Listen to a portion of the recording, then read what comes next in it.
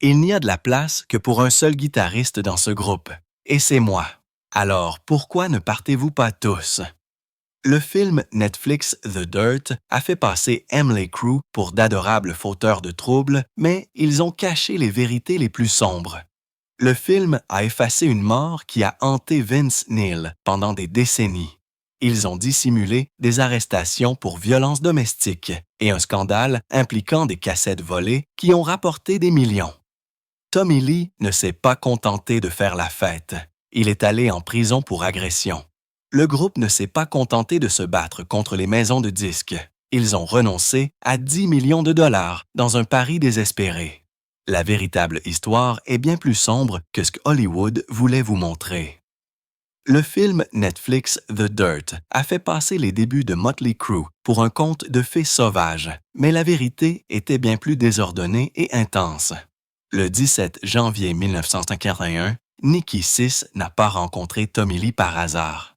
Il avait déjà vu le groupe de Tommy, Sweet Diane Neuve, jouer en direct au Whiskey A Go à Los Angeles.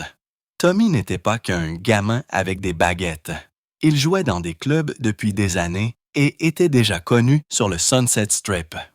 Nicky avait un plan. Il a organisé une réunion sérieuse avec Tommy dans un restaurant de quartier à Burbank et Lancashire. Il a présenté l'idée d'un nouveau groupe fou avec du feu, du maquillage et de la folie. Tommy était intéressé, mais il ne voulait pas trahir ses camarades de groupe actuel. Leur premier jam n'était pas magique comme le montre le film. Il s'est terminé par une dispute et presque une bagarre à propos des styles de batterie. Après la séparation de Sweet 19, il y a même eu des problèmes juridiques concernant leur équipement, et Tommy s'est retrouvé au milieu de tout cela. Rien de tout cela n'a été intégré au film. L'histoire de Vince Neil a également été modifiée. Le film le montrait en train de se produire lors d'une fête à la piscine, en chantant une chanson qui n'était même pas encore sortie. En réalité, Tommy Lee a repéré Vince se produisant avec son groupe Rock Candy au Starwood Club en 1941. Ce club était rempli de vrais fans de rock et de groupes comme Van Halen et Quiet Riot. Tommy et Vince étaient allés au même lycée à Coina, donc Tommy savait déjà qui était Vince. Il ne l'a pas juste croisé lors d'une fête dans le jardin. Le vrai moment s'est produit sous les lumières de la scène, pas au bord d'une piscine. Lorsque Vince a finalement accepté de passer une audition, cela ne s'est pas fait non plus de manière désinvolte. C'était dans un minuscule garage, pas de piscine, pas de soleil, pas de bêtises. Il a chanté des reprises d'Acid et a atteint toutes les notes. C'est ce qui a convaincu le groupe. Ils avaient déjà viré leur premier chanteur, un type nommé Odin Peterson, qui, selon eux, ressemblait trop à un hippie. Il avait même enregistré les premières démos. Vince a écouté ces démos avant de décider de donner une chance au nouveau groupe. Mais même après avoir réussi l'audition, Vince ne s'est pas jeté à l'eau. Il voulait 1000 $ d'avance. C'était une somme énorme en 1981, surtout pour 3 musiciens fauchés. Nikki Sixx était furieux. Il a dit que si Vince prenait l'argent et s'enfuyait, il y aurait des conséquences.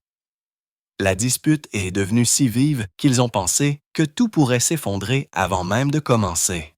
Mais Vince a vu la chance de quitter Rock Candy, qui devenait mou, et de prendre un risque avec ce nouveau groupe.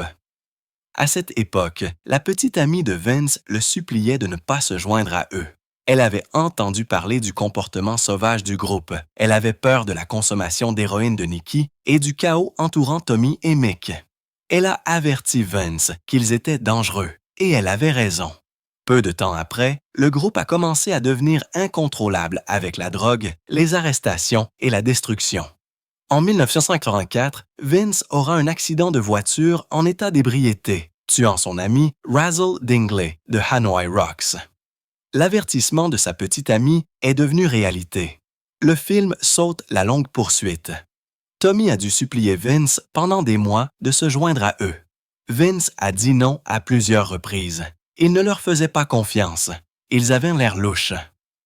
Mais quand Rock Candy a finalement éclaté, Vince n'avait pas d'autre groupe. Il a cédé. Si cela ne s'était jamais produit, Mötley Crüe n'aurait peut-être jamais existé. Le film donne également l'impression qu'Elektra Records s'est présenté et a signé le groupe instantanément. Mais Tom Zutaut, le gars de A&R, les a en fait poursuivis pendant des mois.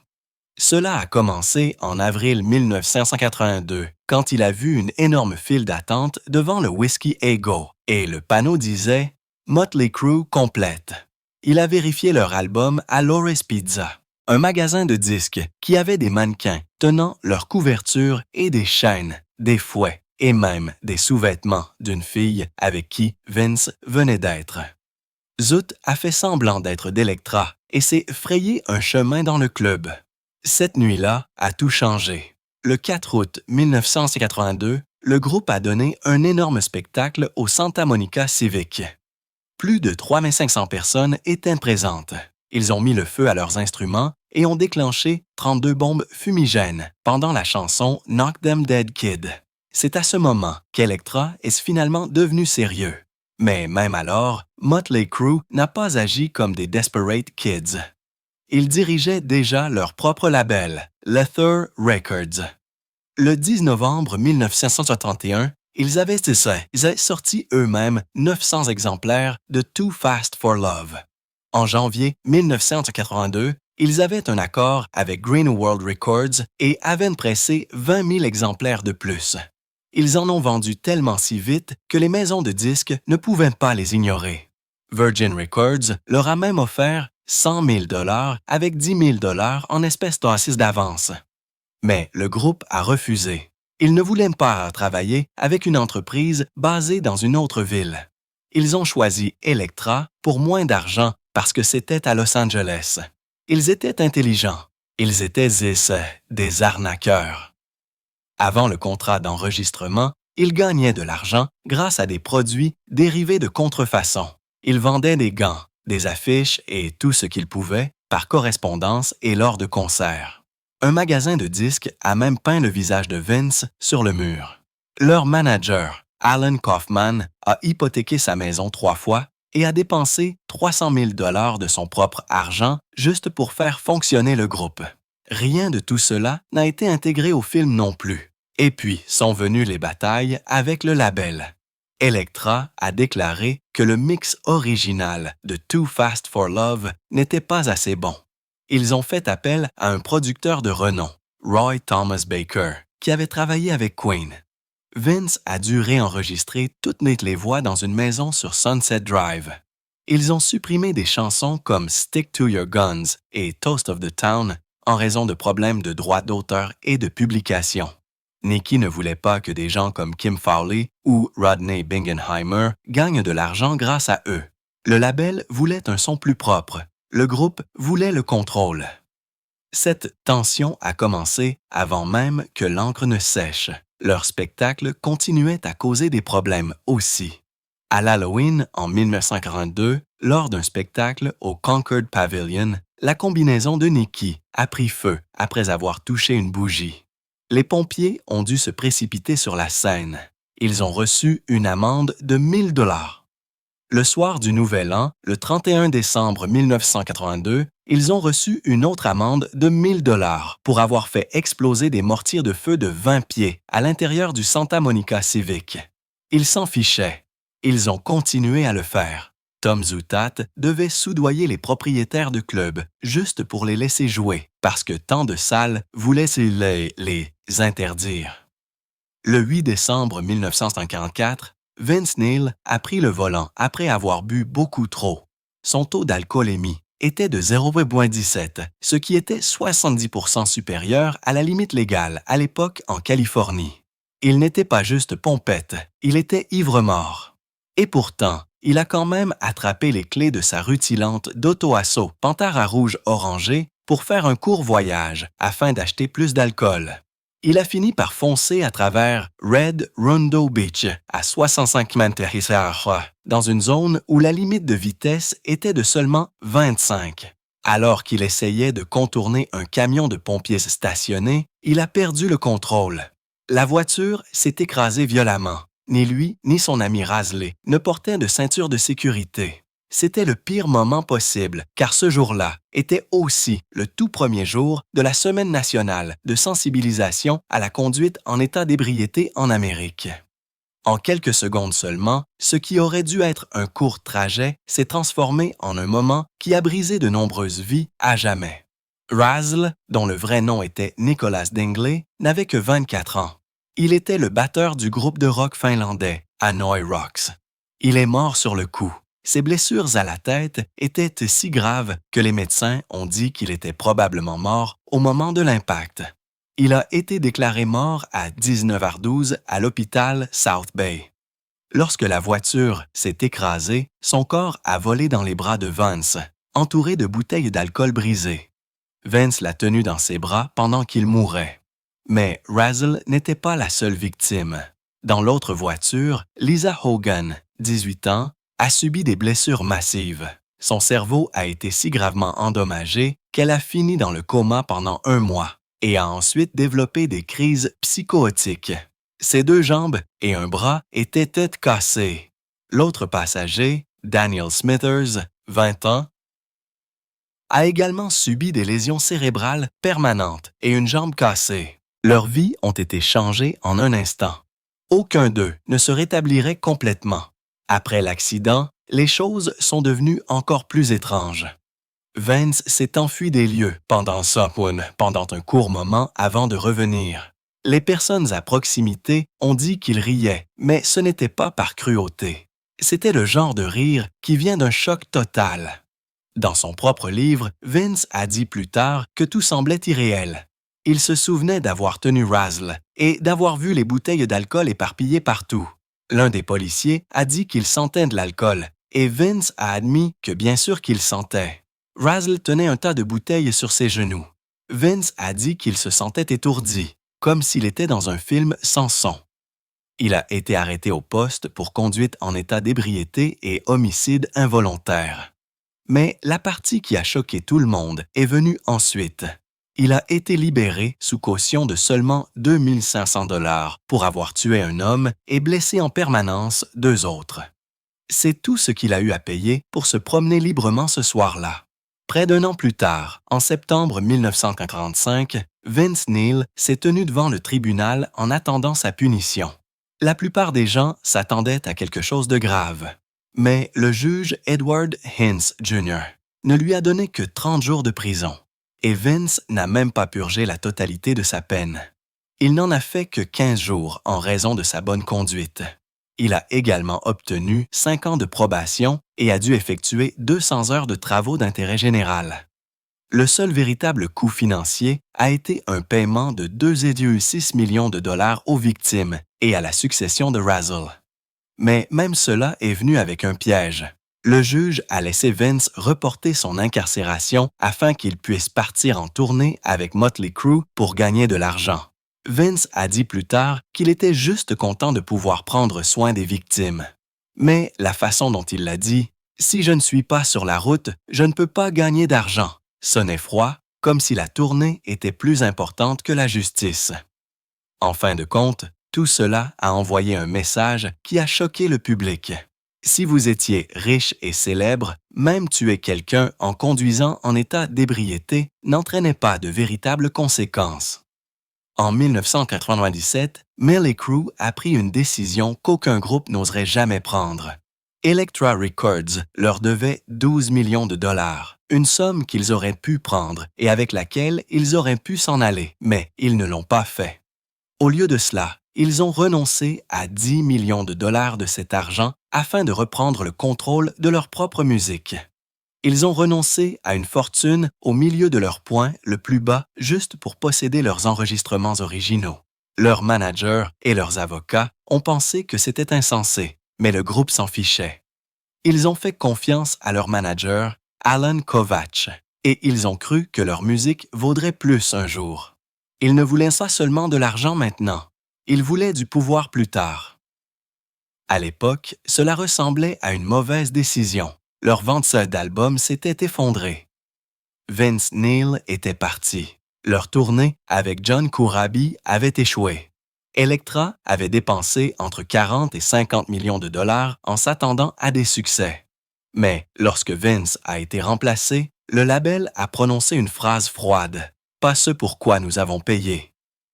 Leur album de 1991 a à peine été certifié or. La tournée a été un gâchis. John Corabi l'a admis plus tard sans détour. La tournée a été un désastre. Personne n'est venu. Personne ne s'en souciait. C'est ce qui a déclenché toute la crise. Elektra avait perdu la foi. Motley Crue avait perdu son élan. Et l'argent s'épuisait rapidement. La situation est devenue si grave que Nicky Six, le fondateur et principal compositeur du groupe, a dû mettre en gage ses propres instruments juste pour payer ses factures. Il est passé de jouer dans des stades à se demander comment il ferait pour garder la lumière allumée. Et c'était la réalité au milieu des années 90. Il ne s'agissait plus de gloire ou d'art. Il s'agissait de survie. Et ce désespoir l'a poussé à se battre plus fort. Il se fichait de ce que disaient les avocats. Il voulait le contrôle du catalogue du groupe, quoi qu'il en coûte. Ils ont donc élaboré un plan. Si Elektra ne voulait pas les laisser partir, il rendrait la vie insupportable jusqu'à ce que le label abandonne. Selon des personnes proches de la situation, le groupe s'est donné pour mission de devenir le pire groupe auquel Elektra ait jamais eu affaire. Ils arriveraient en retard, commenceraient des disputes, ignoreraient tôt les appels et rendraient tout difficile. C'était une guerre lente et douloureuse. Et ça a marché. Elektra a finalement cédé juste pour se débarrasser d'eux. Ils sont partis. Mais plus important encore, Motley Crue est reparti avec ses masters. Ils étaient désormais l'un des seuls groupes majeurs au monde à posséder à la fois leurs droits d'édition et leur musique. Et cela a tout changé. Ils ont créé leur propre label appelé Motley Records. Ils se sont associés à Beyond Music. Ils avaient le contrôle total. Et quand Vince Neil est revenu en 2000, ils étaient poste prêts. Leur tournée de retrouvailles a été financée par leur propre musique, pas par un label, pas par un prêt. Ils avaient construit leur propre moteur financier en utilisant le catalogue qu'ils s'étaient tant battus pour récupérer. Cette seule décision en 1997, renoncer à 10 millions de dollars, a fini par être la chose la plus intelligente qu'ils aient jamais faite. En décembre 2021, ils ont vendu leur catalogue musical à BMG pour 150 millions $. Chaque membre du groupe a reçu 37,5 millions de dollars. Cela signifie que leur sacrifice de 10 millions de dollars s'est transformé en un gain de 140 millions de dollars. C'est un rendement de 1,85% sur leur risque.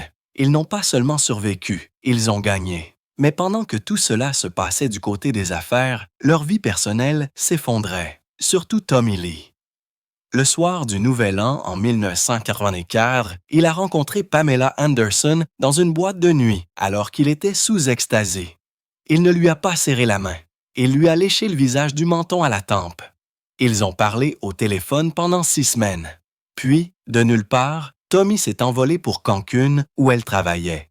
Ils se sont rencontrés en personne et en 96 heures, il l'a demandé en mariage en utilisant sa bague auriculaire. Ils se sont mariés le lendemain sur la plage, le 19 février 1995. Pas de bague, juste des tatouages des noms de l'autre sur leurs doigts. Leur lune de miel allait devenir l'un des plus grands scandales de la décennie. Leur sextape privé a été volé en 1996 et vendu en ligne. Elle a rapporté plus de 75 millions de dollars dès sa première année, mais Tommy et Pamela n'ont jamais vu un seul dollar. En 2002, ils ont été condamnés à recevoir chacun 740 000 dollars par un tribunal, mais il était trop tard. L'entreprise responsable avait déjà fermé ses portes. Son propriétaire s'est enfui à Bangkok pour échapper aux enquêtes du FBI. Le mal était fait. Leur cassette était devenue l'une des vidéos les plus piratées de l'histoire. Puis vint le point de rupture. Le 24 février 1998, Tommy a été arrêté à leur domicile de Malibu après avoir prétendument frappé Pamela alors qu'elle tenait leur bébé. Il a été accusé de violence conjugale criminelle. Les accusations de maltraitance infantile ont été abandonnées plus tard, mais les dégâts n'ont pas pu être effacés. Pamela a demandé le divorce 2 jours plus tard. Au tribunal, Tommy a plaidé nolo contender. Il a été condamné à 6 mois de passage de prison, a reçu 3 ans de probation, a été forcé de suivre une thérapie de gestion de la colère, a reçu l'ordre de rester à 100 mètres de Pamela et il lui a été interdit de boire ou de consommer de la drogue. Le rapport de police mentionnait un doigt cassé, un ongle déchiré et des marques rouges sur son dos. Il n'était également autorisé qu'à des visites hebdomadaires supervisées avec ses fils. Au moment où cela ne pouvait pas empirer, Pamela a fait une accusation publique en 2002, selon laquelle Tommy lui avait donné l'hépatite C. Elle a dit qu'il ne lui avait jamais dit qu'il l'avait. Elle a dit qu'ils avaient partagé des aiguilles à tatouer, tout en se faisant des tatouages assortis, et c'est ainsi qu'elle a été infectée. La maladie aurait pu la tuer. Les médecins lui ont dit qu'elle ne vivrait peut-être plus que 10 ans. Au début, l'équipe de Tommy l'a nié, mais des années plus tard, en 2015, Pamela a admis que Tommy avait été guéri en premier et qu'il la poussait également à se faire soigner. Ils ont tous les deux fini par vaincre la maladie, mais la colère et les poursuites judiciaires ont continué de s'accumuler. Le film The Dirt n'a rien montré de tout cela. Pamela n'est pas dans le film. Leurs fils, Brandon et Dylan, sont complètement effacés. Le film a fait l'impasse sur les arrestations, la sextape, les batailles pour la garde des enfants et les poursuites judiciaires. Mais ces événements n'étaient pas des histoires secondaires mineures. Ils ont fait les plus gros titres sur Mötley Crüe pendant la majeure partie des années 1990. Plus de gens ont lu des articles sur leur scandale qu'ils n'ont écouté leur musique. Le film a transformé Tommy Lee en un fauteur de troubles sauvages mais adorables, en ignorant la vérité plus sombre qui a façonné l'histoire du groupe. En coulisses, tout s'effondrait financièrement. Les poursuites judiciaires liées à la sextape à elle seule ont coûté à Tommy plus de 400 000 $. Pour essayer de contrôler les dégâts, ils ont signé un accord avec la même société qui a volé la cassette, pensant qu'il ne s'agirait que d'une diffusion unique. Mais au moment où ils ont signé, la cassette a explosé sur Internet et dans les magasins de vidéos partout. Au moment où ils ont poursuivi, l'entreprise avait disparu, tout comme l'argent. Tommy ne pouvait pas partir en tournée pendant qu'il purgeait sa peine. Cela signifiait aucun revenu. Pendant ce temps, les frais juridiques liés à son affaire de violence domestique, à la bataille pour la garde et aux poursuites pour violation du droit d'auteur n'ont cessé de croître. Ils ont failli faire faillite. Ils n'avaient aucun moyen d'arrêter l'hémorragie. C'est ce que le monde n'a pas vu. Derrière le maquillage, le feu et les guitares bruyantes, il y avait un groupe qui se débattait pour se sortir de l'effondrement. Ils ne se battaient pas seulement contre les labels. Ils se battaient contre les salles d'audience, les maladies, la honte publique et leurs propres démons. Les 10 millions de dollars auxquels ils ont renoncé en 1997 n'étaient pas seulement une décision commerciale. C'était leur dernier pari. Et, d'une manière ou d'une autre, contre toute attente, cela les a sauvés.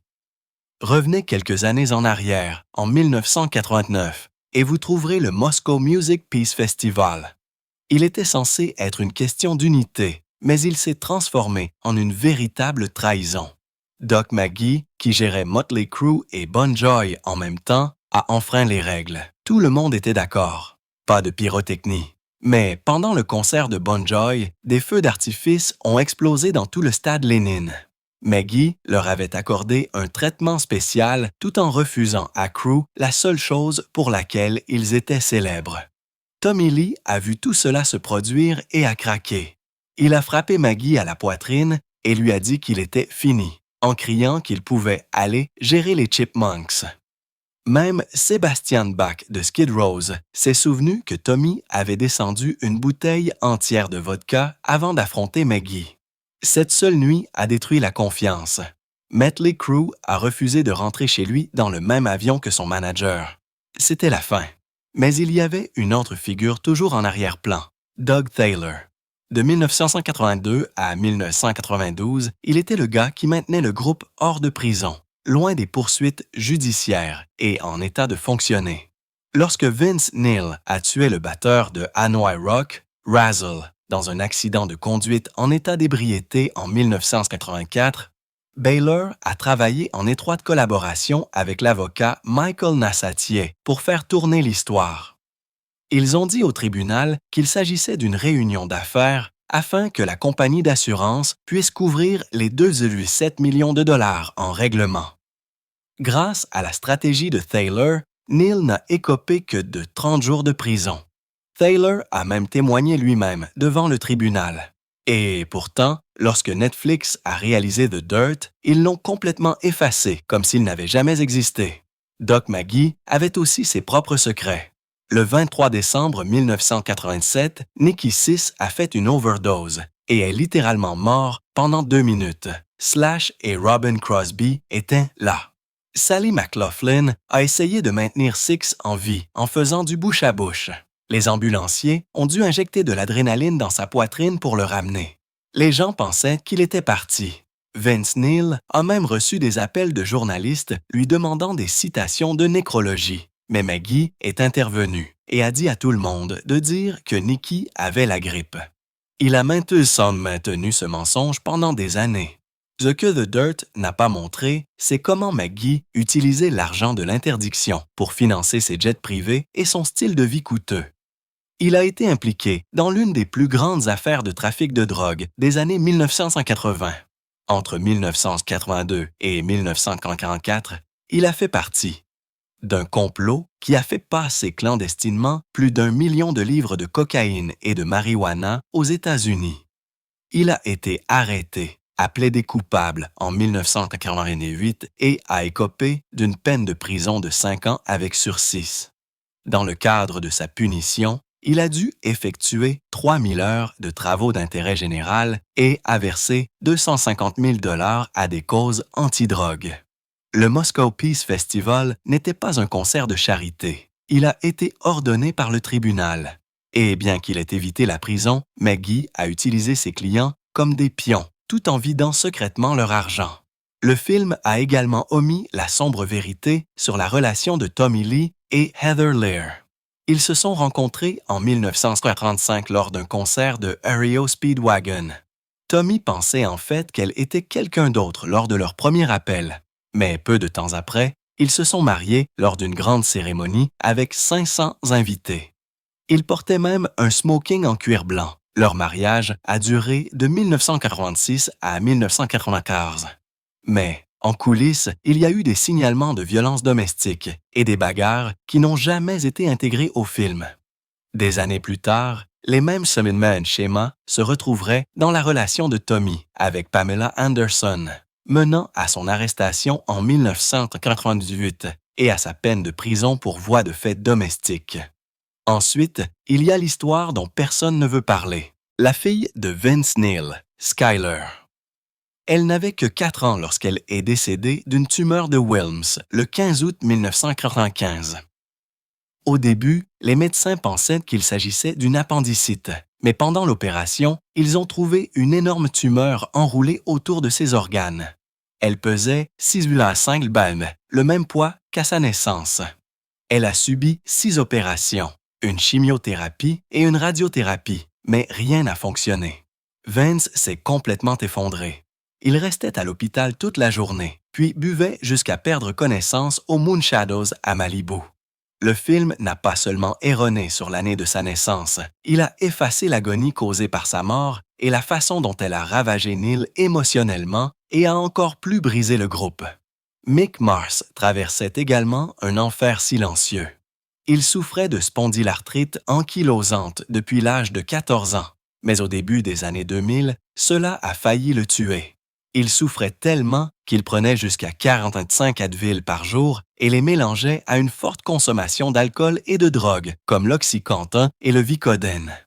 À un moment donné, il hallucinait des reptiles au pied de son lit. Nicky Six a dû le faire emménager chez lui et le nourrir à la cuillère. En 2013, Mars ne pouvait même plus tourner la tête. La maladie a réduit sa taille de 3 pouces et a tordu sa colonne vertébrale. Mais il n'a jamais utilisé de canne ou de fauteuil roulant. Il a juste continué. Lorsque Tommy Lee a finalement quitté le groupe en 1999, il l'a annoncé en direct à la radio KRQ, disant qu'il ne pouvait pas en faire une autre année. Il venait de passer 6 mois en prison pour avoir frappé Pamela Anderson.